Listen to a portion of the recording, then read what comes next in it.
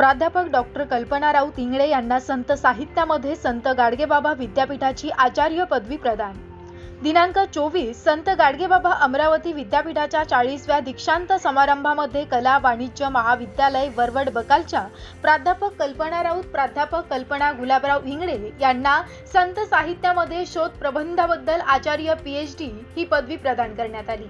संत गाडगेबाबा यांच्या जयंती दिनी 23 फेब्रुवारी रोजी अमरावती विद्यापीठाचा 40व्या दीक्षांत समारंभ देशाचे माजी लष्कर प्रमुख जनरल मनोजजी पांडे यांच्या प्रमुख उपस्थित कुलगुरू डॉक्टर मिलिंद बाराहते यांच्या अध्यक्षतेखाली उत्साहात संपन्न झाला।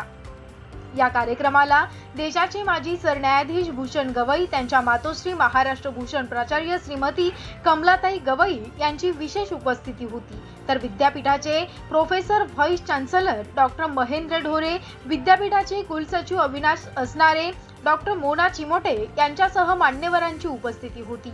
अमेरिका स्थित ज्येष्ठ साहित्यिका प्राध्यापक डॉक्टर सुलभा खर्चे या त्यांच्या मार्गदर्शिका होत्या।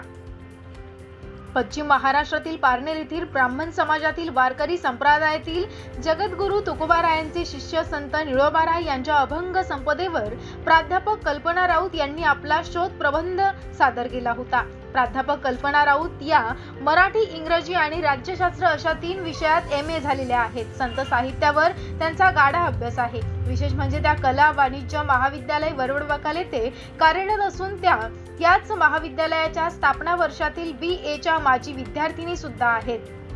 सातपुडा शिक्षण संस्थेचे अध्यक्ष माजी आमदार कृष्णराव इंगळे, संस्थेचे कोषाध्यक्ष डॉक्टर स्वाती वाकेकर यांनी त्यांचे आचार्य पदवीबद्दल अभिनंदन करून पुढील वाटचालीस शुभेच्छा दिल्या।